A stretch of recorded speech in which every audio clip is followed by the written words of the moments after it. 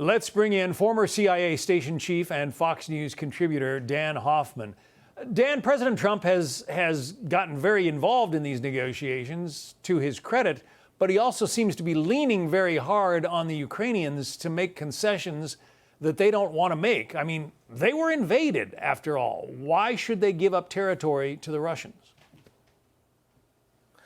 Well, they shouldn't have to give up territory. And look, the Russians have consistently leveled these maximalist demands on Ukraine, that there could be no foreign peacekeepers in Ukraine after a ceasefire, that there should be limits on Ukraine, the size of Ukraine's military, and no foreign military assistance to Ukraine. That's just a non-starter, and it's blatant interference in Ukraine's internal affairs. And you're right, Russia invaded Ukraine.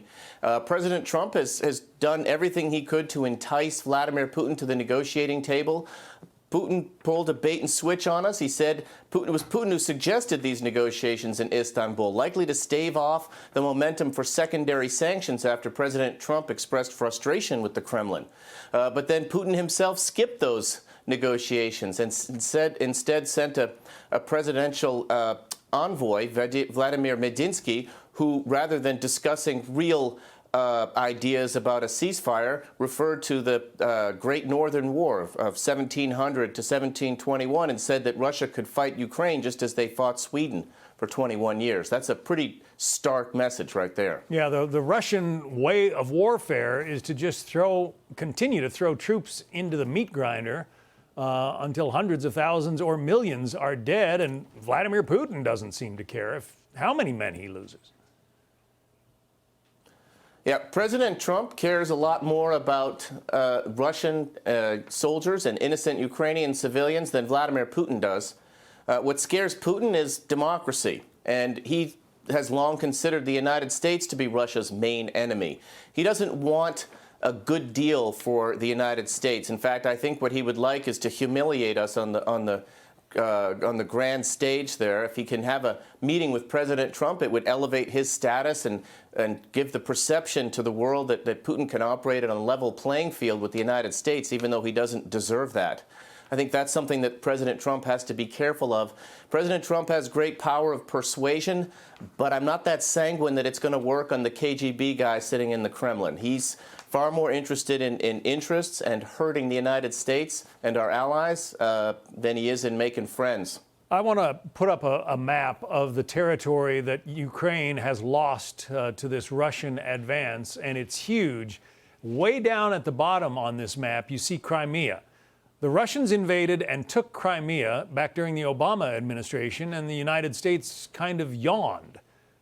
If there had been a more robust response back then, do you think Putin would have mounted the invasion that he did into the northern regions of Ukraine?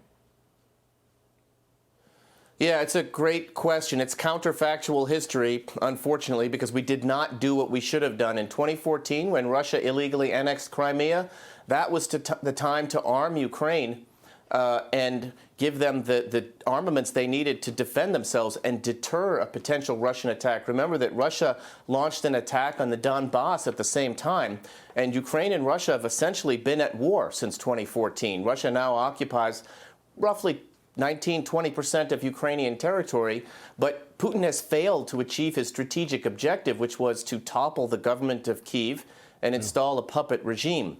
But again, had the Obama administration given the Ukrainians massive amounts of weapons, and had they embarked on a real training regimen for the Ukrainian armed forces, history might have turned out differently. And the world seems to forget that tens of thousands of Ukrainian children were kidnapped by the Russians in the beginning of this war and just taken away from their families, taken over the border, and placed with Russian families. It's absolutely appalling, and the world doesn't much seem to care.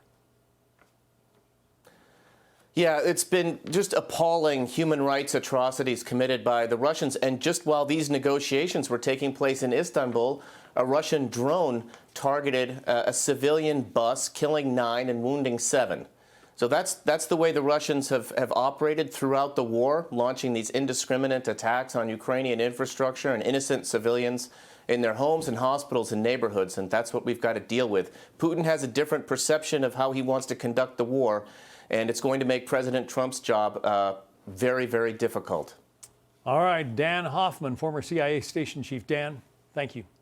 Hi, everyone. I'm Brian Kilmeade. I want you to do me a favor. I want you to click to subscribe to the Fox News YouTube page. This is the only way that I know for sure that you're not going to miss any great commentary, any great news bites, any great interviews coming your way on Fox. You can get it all here on YouTube. So subscribe right now.